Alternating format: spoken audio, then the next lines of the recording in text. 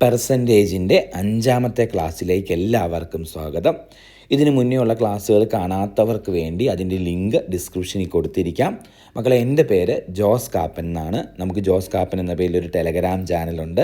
നിങ്ങൾക്ക് ജോയിൻ ചെയ്യാവുന്നതാണ്. ചാനലിൽ നമ്മുടെ അപ്ഡേഷൻസ് ഒക്കെ മിസ്സായി പോവാതിരിക്കാൻ അത് നിങ്ങളെ സഹായിക്കും. ഇനി മുൻവർഷ ചോദ്യങ്ങളിലൂടെയാണ് നമ്മൾ ഈ ചാപ്റ്റർ പഠിക്കുന്നത്. ഓരോ മുൻവർഷ ചോദ്യങ്ങൾ പരിചയപ്പെട്ട് ഈ ചാപ്റ്ററിനെ കൂടുതലായിട്ട് മനസ്സിലാക്കാൻ, ഈ ചാപ്റ്ററിൽ നിന്ന് എങ്ങനെയുള്ള ചോദ്യങ്ങളാണ് വരുന്നത് എന്ന് മനസ്സിലാക്കാൻ നമുക്ക് ഈ മുൻവർഷ ചോദ്യങ്ങളിലൂടെയുള്ള പഠനം ഒത്തിരി സഹായിക്കും. നമ്മൾ ഇന്ന് പരിചയപ്പെടാൻ പോകുന്ന ചോദ്യങ്ങൾ ഒരു 3 ചോദ്യങ്ങൾ ഇവിടെയുണ്ട്. ഇനി വീണ്ടും ഒരു 5 ചോദ്യങ്ങൾ ഇവിടെയുണ്ട്. അങ്ങനെ 8 ചോദ്യങ്ങളാണ് ഞാനിപ്പോൾ കാണിച്ചേക്കുന്ന. ഈ 8 ചോദ്യങ്ങളാണ് നമ്മൾ ഇന്ന് ഈ വീഡിയോയിൽ ഡിസ്കസ് ചെയ്യുന്നത്. ഇടത് സൈഡിൽ ചോദ്യം ഉത്തരം മാർക്ക് ചെയ്യാതെ കൊടുത്തിരിക്കുന്നത് നിങ്ങൾക്ക് തന്നെ ചെയ്ത് നോക്കാനാണ്. വലത് സൈഡിൽ അതേ ചോദ്യം ഉത്തരം മാർക്ക് ചെയ്ത് കൊടുത്തിട്ടുണ്ട്. അപ്പോൾ ആദ്യം നിങ്ങൾ തന്നെ ഒന്ന് ചെയ്ത് നോക്കുക. എല്ലാത്തിൻ്റെ ഉത്തരം കിട്ടുന്നുണ്ട് അറിയാമെങ്കിൽ വീഡിയോ കണ്ട് സമയം കളയേണ്ട ആവശ്യമില്ല. അറിയത്തില്ലാത്തതിൻ്റെ എക്സ്പ്ലനേഷൻസ് കേൾക്കുക. ഇനി ബേസ് കുറവുള്ള, മാത്സ് ബുദ്ധിമുട്ടുള്ള കുട്ടികൾ വീഡിയോ കണ്ട് വൃത്തിയായിട്ട് പഠിച്ച് മനസ്സിലാക്കി പോകാൻ ശ്രദ്ധിക്കണം കേട്ടോ. നമുക്ക് ഓരോ ചോദ്യങ്ങളായിട്ട് പരിചയപ്പെടാം. ഇന്നത്തെ ആദ്യത്തെ ചോദ്യം, ഒരു സംഖ്യയുടെ 35% 30% തമ്മിൽ 8ൻ്റെ വ്യത്യാസമുണ്ട്. മക്കളെ, 35% 30% തമ്മിൽ നമുക്കറിയാം 5% വ്യത്യാസമുണ്ട്. ആണോ? ഇത് 8 ചോദ്യത്തിൽ പറഞ്ഞിട്ടുണ്ട്. 35% 30% തമ്മിൽ 8ൻ്റെ വ്യത്യാസം ഉണ്ടെന്ന് പറഞ്ഞാൽ 5% അതിൻ്റെ ഡിഫറൻസ്. അത് 8 അർത്ഥം. എങ്കിൽ സംഖ്യ ഏതെന്ന് ചോദിച്ചാൽ 100% എത്ര എന്ന് കണ്ടുപിടിക്കണം. ശരിയല്ലേ മക്കളെ? അതായത് 5% എന്ന് പറഞ്ഞാൽ 8, 100% എത്ര എന്ന് കണ്ടുപിടിക്കണം. നമുക്ക് ക്രോസ് മൾട്ടിപ്ലൈ ചെയ്യാം. 100 × 8 ഡിവൈഡഡ് ബൈ 5 നമ്മുടെ ഉത്തരം. 5ഉം 100ഉം വെട്ടിക്കളയാം. 20 × 8 160 എന്ന് ഉത്തരവായിട്ട് കിട്ടും. ആൻസർ ഓപ്ഷൻ ബി ആണ് കറക്റ്റായിട്ട് വരുന്നത്. അടുത്ത ചോദ്യം, 80% ഡാഷ് ഭിന്നസംഖ്യയ്ക്ക് തുല്യമാണ്. മക്കളെ, നിങ്ങൾ മനസ്സിലാക്കുക, X% എന്ന് പറഞ്ഞാൽ X/100 എന്നാണ് അർത്ഥം. അങ്ങനെയാണെങ്കിൽ 80% എന്ന് പറഞ്ഞാൽ 80/100 എന്നാണ് അർത്ഥം. 80/100 വെട്ടിക്കളയുമ്പം 4/5 എന്ന് കിട്ടും.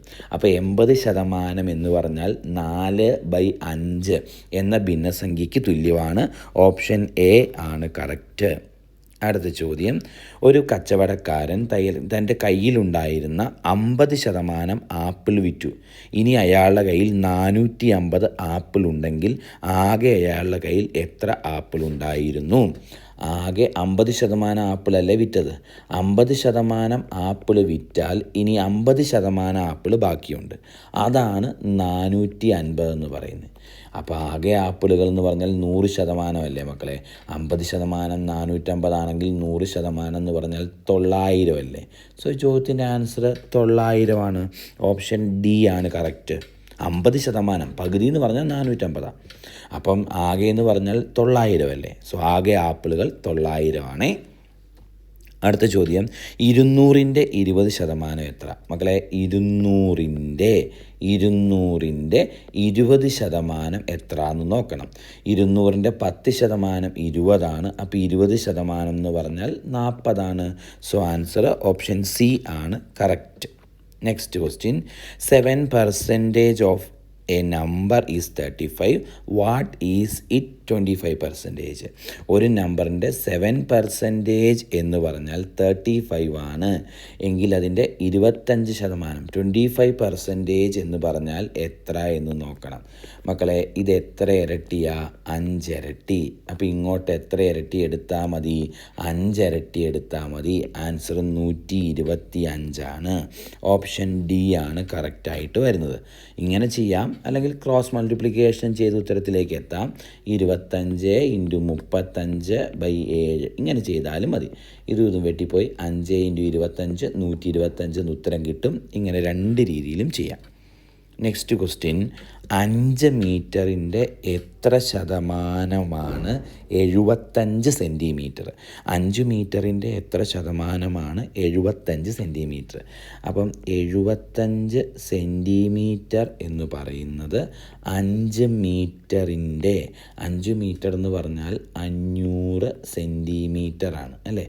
500 സെൻറ്റിമീറ്ററിൻ്റെ എത്ര ശതമാനമാണെന്നറിയാൻ 75 divided by 500 into 100 75 divided by 500 into 100 ഇതും വെട്ടിപ്പോയി. ആൻസർ 15% എന്ന് കിട്ടും. ഓപ്ഷൻ സി ആണ് കറക്റ്റ്. അപ്പോൾ 5 മീറ്ററിൻ്റെ എത്ര ശതമാനമാണ് 75 സെൻറ്റിമീറ്റർ എന്നാ? 75 സെൻറ്റിമീറ്റർ 5 മീറ്ററിൻ്റെ 5 മീറ്റർ 500 സെൻറ്റിമീറ്ററാണ്. അപ്പോൾ 75 സെൻറ്റിമീറ്റർ 500 സെൻറ്റിമീറ്ററിൻ്റെ എത്ര ശതമാനമാണെന്നറിയാൻ 75 ബൈ 500 ഇൻറ്റു 100 ചെയ്യേണ്ടത് കേട്ടോ. ആൻസർ 15%. നെക്സ്റ്റ് ക്വസ്റ്റ്യൻ 12.5% പകുതിയുടെ ദശാംശ രൂപം. മക്കളെ 12.5% പകുതി എന്ന് പറഞ്ഞാൽ 6.25% ആണ് അല്ലേ? 12.5% പകുതി 6.25% ആണ്. ഇതിൻ്റെ ദശാംശ രൂപം കാണാൻ പറഞ്ഞാൽ 6.25 ഡിവൈഡഡ് ബൈ 100 ആണ്. ശരിയല്ലേ? അതായത് 100 കൊണ്ട് ഹരിക്കാൻ 2 പോയിൻ്റ് ഇടത്തോട്ട് മാറ്റണം. 0.0625 എന്ന് കിട്ടും. ആൻസർ ഓപ്ഷൻ എ ആണ് കറക്റ്റ്. കാരണം നമ്മൾ പഠിച്ചു X% എന്ന് പറഞ്ഞാൽ X/100 ആണ്. അങ്ങനെയാണെങ്കിൽ 6.25% എന്ന് പറഞ്ഞാൽ 6.25/100 ആണ്. ഒരു സംഖ്യയെ 100 കൊണ്ട് ഡിവൈഡ് ചെയ്യാൻ 2 പോയിൻ്റ് ഇടത്തോട്ട് മാറ്റിയാൽ മതി. അപ്പോൾ ഈ പോയിൻ്റ് 2 എണ്ണം ഇടത്തോട്ട് മാറുമ്പം 0.0625 എന്ന ആൻസർ കിട്ടും. ഓക്കെ, നെക്സ്റ്റ് ക്വസ്റ്റ്യൻ 0.01ൻ്റെ എത്ര ശതമാനമാണ് 0.001 അല്ലേ? അതായത് 0.001 എന്നത് 0.01ൻ്റെ എത്ര ശതമാനമാണെന്ന് അറിയണം. അതറിയാൻ 0.001 ഡിവൈഡഡ് ബൈ 0.01 ഇൻറ്റു 100 ചെയ്താൽ മതി. ശരിയല്ലേ മക്കളെ? 0.001 എന്നത് 0.01ൻ്റെ ഇതിൻ്റെ എത്ര ശതമാനമാണ് ഇതെന്നറിയണം. ഏതിനെ ആധാരമാക്കിയാണോ പറയുന്നത് അത് താഴെ എഴുതണം. 0.01ൻ്റെ എത്ര ശതമാനമാണ് 0.001 എന്ന് ചോദിച്ചാൽ 0.01 താഴെ എഴുതണം, 0.001 മുകളിൽ എഴുതണം. കണ്ടോ? അപ്പോൾ 0.001 ബൈ 0.01 ഇൻറ്റു 100 ആണ്. ഇത് ചെയ്യുമ്പം നമുക്ക് ഈ സ്റ്റെപ്പ് ചെയ്യുമ്പം നമ്മൾ 100 കൊണ്ട് ഗുണിക്കുമ്പം നമുക്ക് 0.1 അല്ലേ കിട്ടുന്നത്?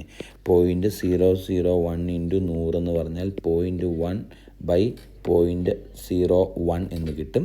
പോയിൻ്റ് കളയാൻ മുകളിലും താഴെയും നമുക്ക് 100 കൊണ്ട് ഗുണിക്കാം. അപ്പോൾ ഇത് 100, സോ ഇത് 100 കൊണ്ട് ഗുണിക്കുമ്പം മുകളിൽ 10 വരും, താഴെ 1 വരും. ആൻസർ 10% എന്നാണ് ആൻസർ കിട്ടുന്നത്. ഓപ്ഷൻ ബി ആണ് കറക്റ്റ്.